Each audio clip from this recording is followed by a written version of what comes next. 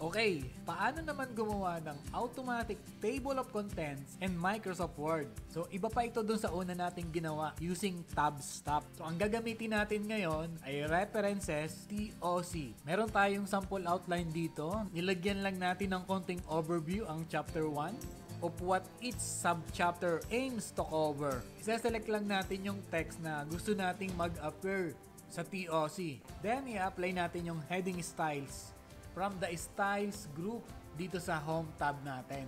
Typically, yung main section gumagamit ng heading 1, subsection use heading 2, and so on. So select natin yung heading 1 natin, abstract, chapter 1, chapter 2, chapter 3, chapter 4, chapter 5, chapter 6, chapter 7, chapter 8, chapter 9, references, then appendices. Then, balik tayo sa taas. Then, click natin itong heading 1.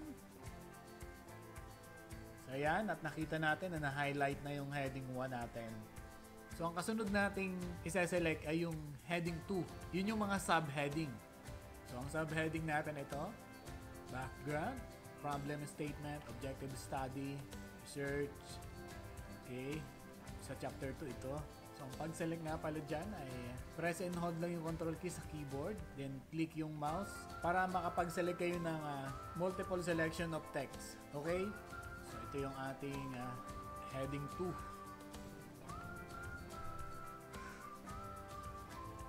Then, click natin, heading 2. So, ayun. Highlight na yung ating heading 2. So, kung meron kayong mga subheading pa na gusto nyong gawin, same process lang din.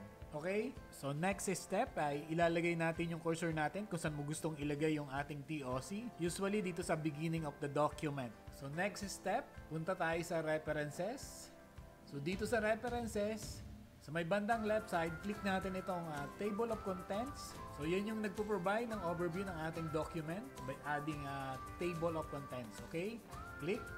Then, ang pipiliin natin, automatic style from the drop-down menu. Then, yung Word, mag-generate siya ng table of contents based on the heading styles na in-apply natin. Ito na yung ating table of contents na ginawa. Okay?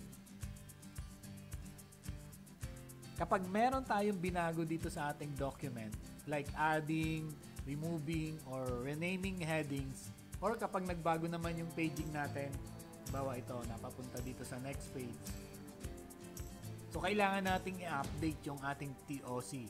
So, click lang natin itong ating TOC. Then, mag-a-appear dito yung update table sa bandang taas.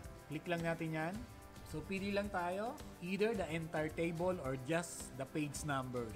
Pero kung page lang, okay lang yung page number only. And hit OK. So, yung ating research naging number 4. So, dati yan kanina ay research question. So, nabago din yung kanyang subtitle.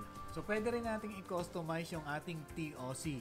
Punta lang tayo dito sa references, then table of contents. Then, makikita natin dito yung custom table of contents. Click natin yan.